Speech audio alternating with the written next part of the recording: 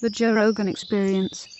I mean, I still get weirded out when I meet famous people that I really like. Well, but who? I mean, there obviously are people who are, like Jack Nicholson, for example, is way more famous than you. But like, there's not many people. You're almost. Are you A? Would you say you're A-list? No. I'm like a C-list person. No, you're at least B-list. Act.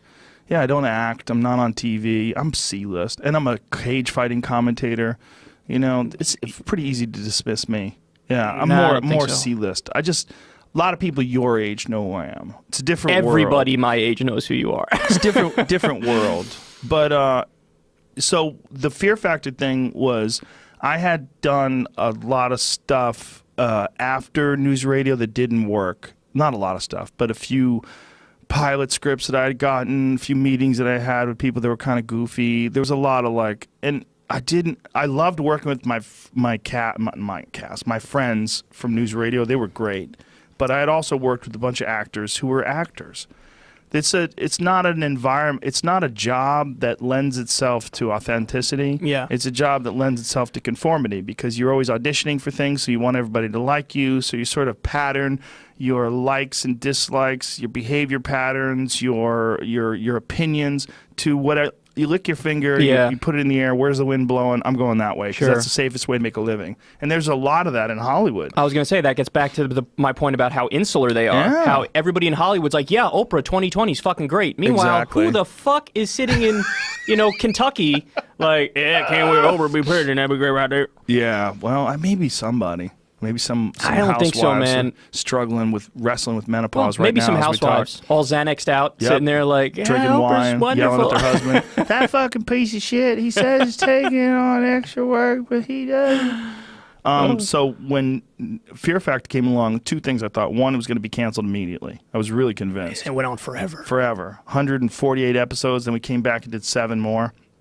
But the getting attacked by dogs and making people eating bull dicks. Yeah, I was like, there's no way this is gonna last. This is crazy. And so I felt like at the very least it would give me some material, and it was a generous amount of money, and it was money that I was like, okay, if I do this and I keep doing this, I don't have to do other things. Like I can be free, and that.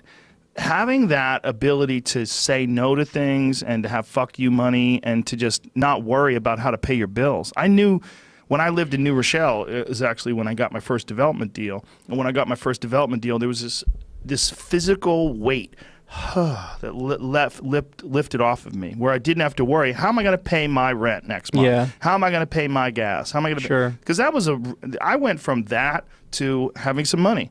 And the feeling that I got, I was like, oh, okay, this is valuable. This isn't some bullshit idea. Like having money, I'm not saying like that being rich makes you happy. It's not. But having resources is a valuable thing. And having the resources to not have to do something you don't want to do, and where you can pursue what you want to do, that's valuable as well.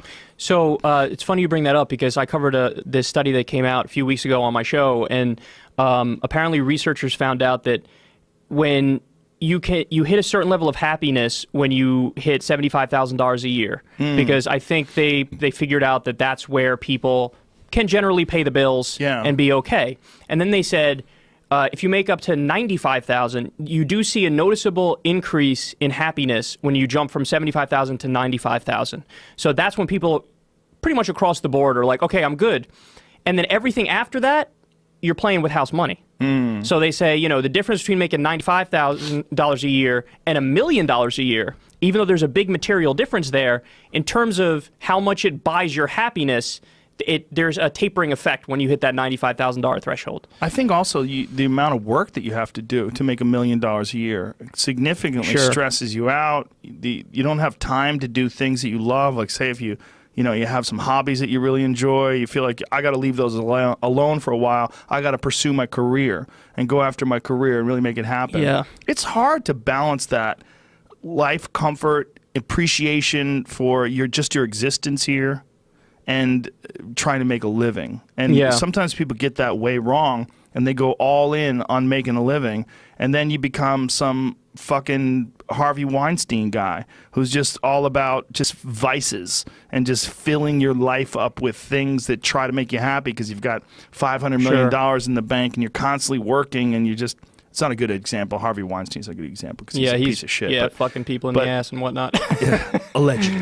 The better example would be someone who works so they have a heart attack and then realizes they never had any fun, and now their Yeah. health is deteriorated so radically that they can't have fun, and then they can't work and they can't even do what they do, and then they have to sort of reboot their life. I mean, I just think it's very important to enjoy your time here. It's fucking fleeting. Like Kevin Smith just had a heart attack. I saw that. Yeah. Yeah, I love that guy. He's a great guy.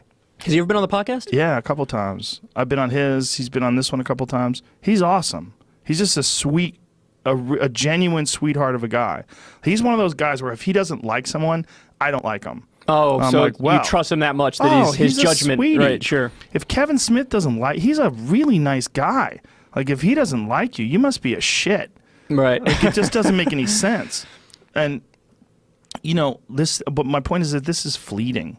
It doesn't. Yeah. You know, like I'm 50 years old. I became 50 years old. I don't know how that happened. It just keeps happening. Well, it's funny. You I just live. turned 30. I just turned 30 on January 31st. It was the first birthday where I ever went, Ooh. Yeah, I remember like, 30. shit just got a little real. I remember 30 because I was dating a girl who was kind of a twat. She was just kind of a little, and not her fault. She's a little negative. She's like, I already thought you already were 30.